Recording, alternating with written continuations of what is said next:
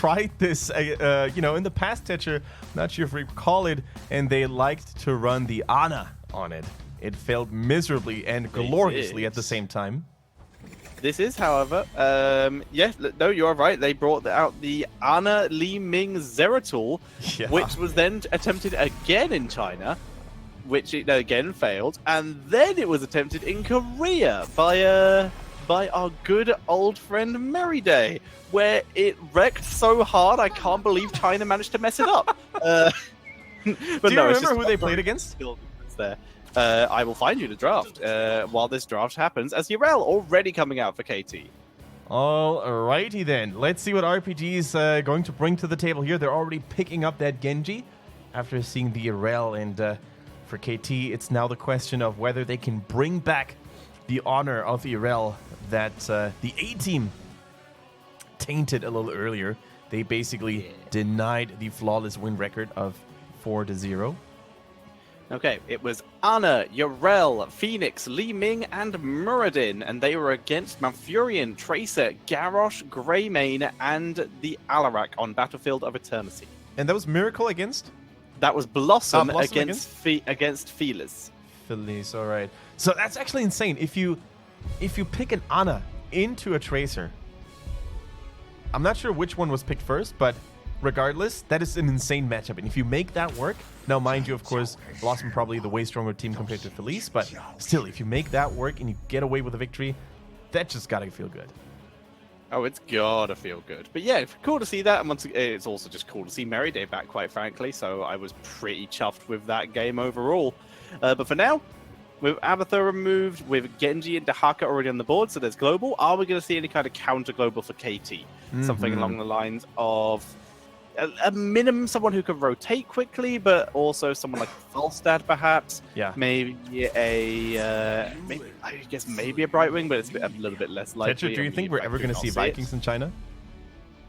I don't think anyone in China can play Vikings. I would like to think we can, but we have yet to see it. I'm pretty sure that's in the 0% pick ratio. I will find out, actually. Yeah, I can't recall us casting a single Vikings game in China. It's not really the Chinese way of playing the game either, right? I mean, the Vikings normally attract a very macro-focused playstyle in which you just prioritize objectives and you try to out-farm your opponents on XP, when China is just all about brawling and forcing fights early. Yeah, right now I'm just going back through the histories to see when was the last time China played Vikings. It obviously wasn't this year. Let's go back to last year. I don't think it was last year either. I will find out. I will get to the bottom of this as Hammer is banned out very sensibly. There's already Diablo and Urel on the board. Those could be very scary when combined. No, absolutely true. And on Towers of Doom, the Sergeant Hammer can actually be a true menace, similar to other super long-range heroes like the Chromie, for instance, simply because of how the map is designed, right? It's so hard to flank them if you don't have a Medivh in your team. Oh, you got something for me? I have found a Vikings. Hang on, how many times was it? We're not alphabetical. Why? Changed alphabetical. Find the Vikings. One game. It was. I'm trying to work out who it was played by.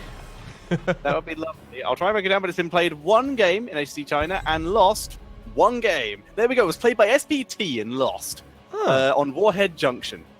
Well, that tells you how long it was ago, right? That was Phase 1 2017. Wow.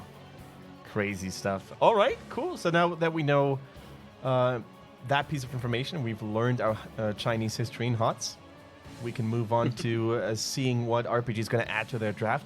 Now, the Tychus ban makes a lot of sense, right? You have a Diablo in your team. You don't want the Diablo to get shredded. Definitely one of those heroes now gone that he has to worry about. We see C here, by the way, in the webcam, who's probably going to play said... no, he's actually not going to play Diablo. He's on the other side. Yeah. What is he going to play? We still need a main tank for him. Stitches, man. He's played in the past. He has. Towers of Doom is a good map. They have a follow-up lockdown. They have some burst. It's possible. Do you really want to deliver Diablo or Urel to you, though? The answer is, in this case, no. They're going to go with a Muradin for C, who seems pleased with said fact. Yeah. And we're seeing a Karazim coming in here. Very nice pressure onto the Malfurion. I would quite like to see them go for 7-sided here, because the Absolutely. only thing that could block that really would be the Ardent Defender. Yeah, I was gonna say you need to be very careful though on how to use it, because the Oh, yeah. Ardent Defender could actually absorb all the damage. But if you use it correctly, Tetra, I think you're definitely up to something. The Diablo is gonna regret his early engage. I like it. Let's see what kind of assassins they're gonna pick, right, KT? That is, because depending on the damage style, you may still want to go for the palm. The more burst they have, the more the palm increases its value. Yeah, I am going to go quick. I am going to be pedantic British person here for a second, and it is on to something as opposed to up to something. Okay. Up to some on to something means you are you have an idea basically that's good. Up to something means you're doing something suspicious. Right. But I guess both are true. I'm always doing something suspicious. As we see Cassia and Jaina coming in here. No blind synergy coming in here with that Cassia. Could that allude towards a potential Valkyrie play then, if you don't have that many blinds to make the ball lightning Would you work? target? Like, Yeah, I they mean, don't really have a good target, you're right. There's a fair amount of CC follow-up. So, it's possible. They would absolutely have to kill whoever they get, which they could do. It's unlikely, but it is possible. Wait a minute, I'm hearing a lot of comments about how British English isn't the right English. I think it's the purest form of English. The pure... well, that depends. What is considered to be the purest form of English, the most sophisticated way of speaking? I Is mean, it that Oxford? would just be... Oxford English? Oxford English, yes. But the fact is, if we were to go by Old English, aka the more original form of English, which would in theory be the purest form, then the country that uses the most Old English is Australia. Huh. There we go. Did you know that... now, it's funny that you mentioned Old English, because I used to have one course of Old English at university. Did you know that German people have an easier time understanding Old English than English people or British people?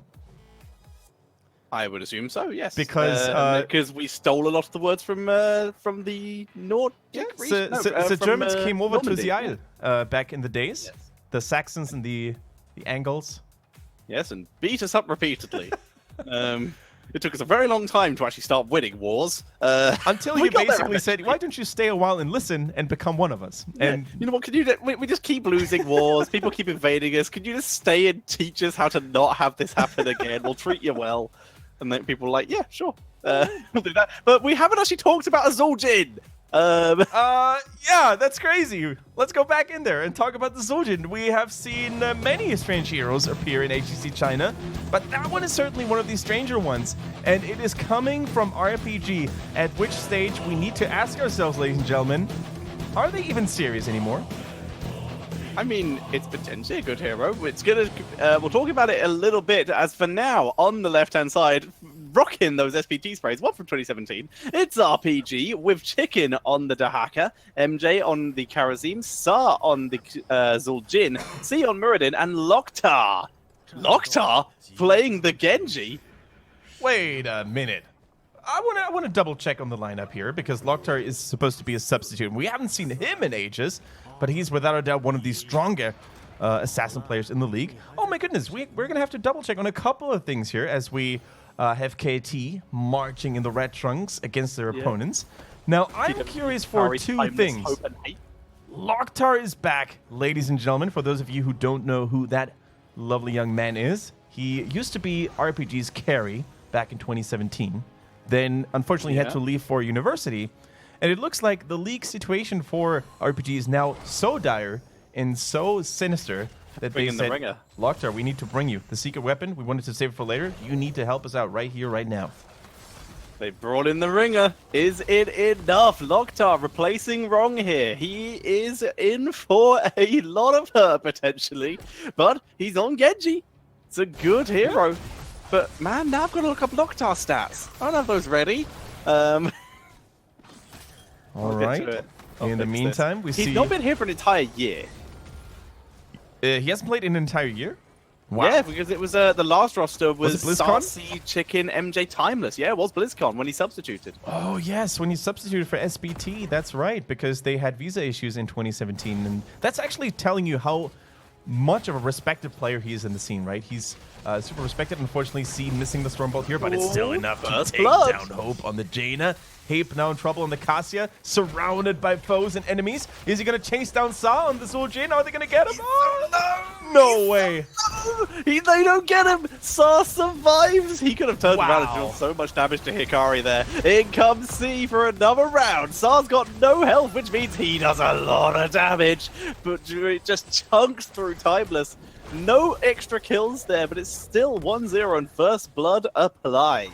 Absolute madness already from the get-go. We called this a grudge match, and you can really see how bloodthirsty both teams play. They're not afraid to back down. They're not afraid to basically continue the fight, and this could be a great invade. Look at Sa. He's low in HP. Diablo might find the gap and try to go for the troll. C is tanking through this, protecting the troll as the camp is stolen away. Nice little invade by KT there. Very nicely done. Yep. Sa needs to be careful. Even though he does better when his hit points are low, he also doesn't want to die. So playing a little bit safer here. So we see the stacks currently going on. Of course, Zul'jin has his own variety of stacking talents. Most importantly, the Headhunter here at level 1. So basically, you want to collect takedowns. And once you have a takedown on every single hero on the enemy team, you're going to have a longer auto attack range. And for every takedown, you also... for the first takedown against every enemy hero, you're going to get an attack bonus, which is pretty awesome and can give you crazy DPS value. Look at Loktar already cleaning house with the Jaina, but Diablo with a flank coming in like a wrecking ball, Timeless that is. Nice counter kill, 1-for-1 there, and as such, with Loktar down, shots already taken. Looks like we're going to end up with a 2-for-1 trade in favor of KT. Nice attempt at the denial by Sa, but he should be able to get out. Good point. No, I think the body blocks are real. I have my doubts. Timeless. The self-cleanse is not enough. Wow, that was so close. I can't believe he actually took the Voodoo Shuffle at level 4, just in case you were wondering where that miraculous self-cleanse on the Zul'jin came from. It can be activated to remove slows and roots. And as a passive, it also lowers the cooldown and the mana cost of the troll regeneration. Really, really cool to see. Nice little move. Not enough to save his life, but it's good to see he has it and he's ready to use it. That was basically instantaneous. So very, very cool indeed. However, core health advantage in favor of KT. They were able to get the double channel there. XP lead in favor of KT as well. They're back into lane soaking area, and they are also doing pretty well in terms of their kills. They have 2 kills to 2. So they are winning in terms of Soaker's structures right now. Absolutely true. Absolutely true. So although KT managed to establish an early lead here, the game is of course by no means over at Towers of Doom. We always get to see the craziest of turnarounds, the craziest of comebacks for sure. Everything's still doable, but RPG, how are they going to utilize this crazy Zul'jin composition? At level 7, by the way, we see the Arc Knight Axis for Zul'jin. Every time the Twin Cleave damages an enemy hero, its damage is increased permanently. You mentioned this is the map for comebacks. What better comeback can there be than Loktar? So really, this is where RPG, if they were going to win, this would be the time. They're moving in to Hikari. Good damage. Hikari avenging Wrath, though. See you later, RPG, as C leaps away. And this was exactly the play that Hikari wanted to make happen, right? He forced a lot of attention onto himself, only to escape the grasps of RPG. Now, speaking of RPG, can they interrupt? Can they stall out KT? Loktar in a lot of trouble. Uses the Swift Strike to get back into the action and take down the Jaina. Hikari has arrived, though, doing a fair amount of oppression there, holding people back, keeping everyone out of danger as he moves forward, looking for Chicken, but Chicken already is moving out. Timeless taking a lot of damage, and it looks like we are going to see the channel coming in for RPG. Can they prevent the Urel? No, they can't. Now MJ in danger. The charge actually gets himself out away from Hikari there. Now Sa, though, in serious danger. Dodges the second jump, though, and now Hikari might actually get eaten away at by the Zul'jin damage, but instead able to pull back. At this point, you just need to interrupt the channel, but look at the body blocks coming in from Hape. They're clearing the path for Diablo to finish the channel. Well played by him. But I think it was, once again, a little bit of a problem here for RPG. They didn't back down early enough. True, they won the team fight by killing an enemy hero, but what if that doesn't mean anything because the remaining team members of KT were still healthy enough to continue the fight? As we see Timeless, he's relentless, trying to get onto Sa. The self-cleanse didn't work, and Zul'jin is down.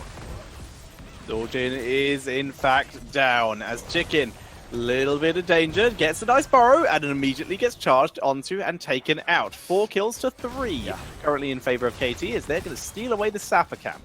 And this is showing you some of the greatest difficulties when playing a Zul'jin against a Diablo, right? At the moment you're close to a wall, which there is many and plenty of on Towers of Doom, Diablo always finds that free engage. And now, mind you, Voodoo Shuffle, it doesn't help you against the stuns. It only works on roots and slows, right? So you can't actually get rid of the Diablo pinning you down, and then the follow-up damage from the roots, from the Jaina slows, it's going to be so strong. And they basically were able to execute that maneuver every single time. Now Sa needs to be careful. What heroic ability are we going to see here, by the way? Is it going to be the Guillotine? Or is it going to be the Voodoo Tazdingo? It's Tazdingo. Yes, as Yrel is getting focused out here. No extra stuns. Genji not going for the Swift Strike, not risking the execute. Yeah, I think Tazdingo, like, the more I think about it, the more I'm liking it, and it is, in fact, the locked-in heroic ability, because there has been so much burst damage available for KT, right? With that Jaina, with the Kase, with the Diablo engage. So him staying alive for a little longer is definitely going to increase the chances of RPG's teamfight survival. Well, RPG, they lost control of bot. There's now Sappers on the way. They lost the shots, so they traded 5 shots for 4, which is honestly more than they probably would have got otherwise, so good job there. If they can prevent the Sappers going in, this is probably the best scenario they could have got themselves into.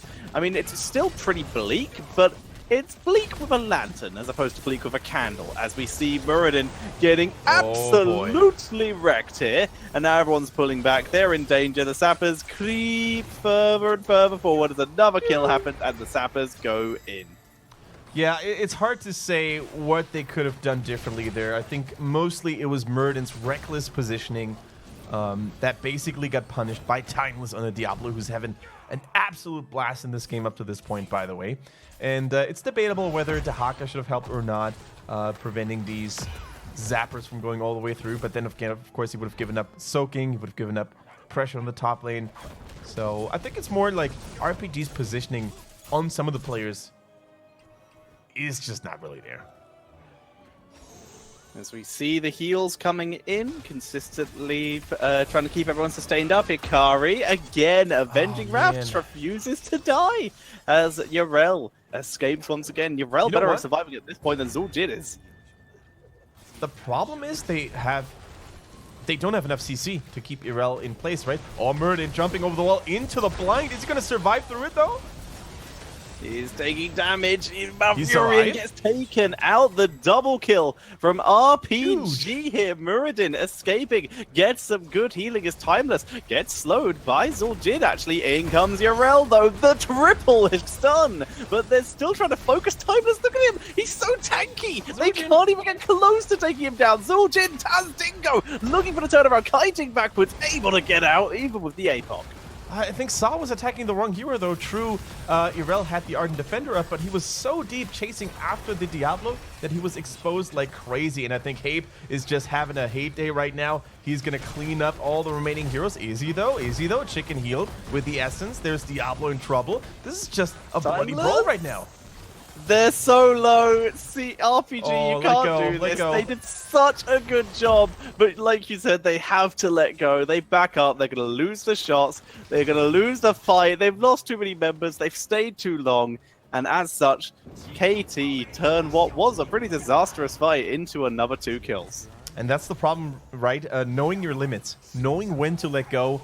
I keep repeating myself in that regard is so important in Heroes of the Storm. And unfortunately, RPG did not know when to let go. True, they got a kill. I think they even got 2 kills there. But they should have disengaged. They should have healed. Otherwise, they wouldn't have been in a good spot to keep up the fight for the altars. Because guess what? We're still only 11 minutes into the game. And death timers are very, very low.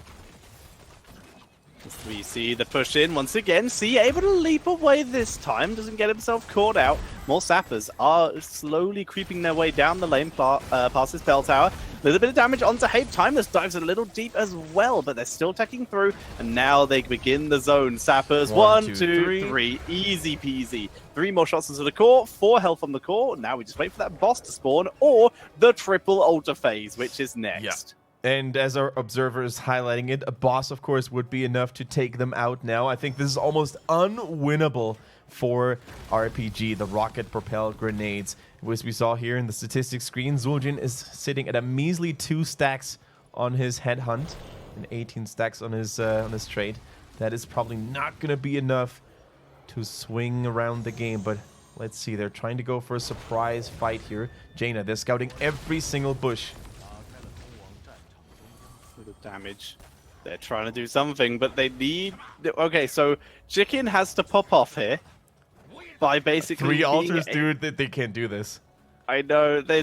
He needs to somehow channel both, and then his team needs to just win this.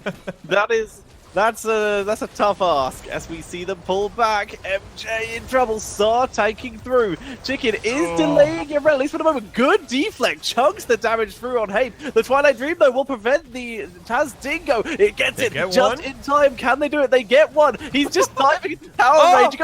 Reset acquired by Loktar. He's taking through this. Yorel and Dahaka are dueling up in the top lane. No way. Saved by MJ. They're still alive. Kendrick. Muradin is trying to channel, but he's interrupted. They move forward. Look for time. This is down. It goes Loktar. They have to pay attention. Malfurion sneaking the channel. Malfurion sneaking the channel. He's going for it. Can MJ get there in time? Gets the interrupt.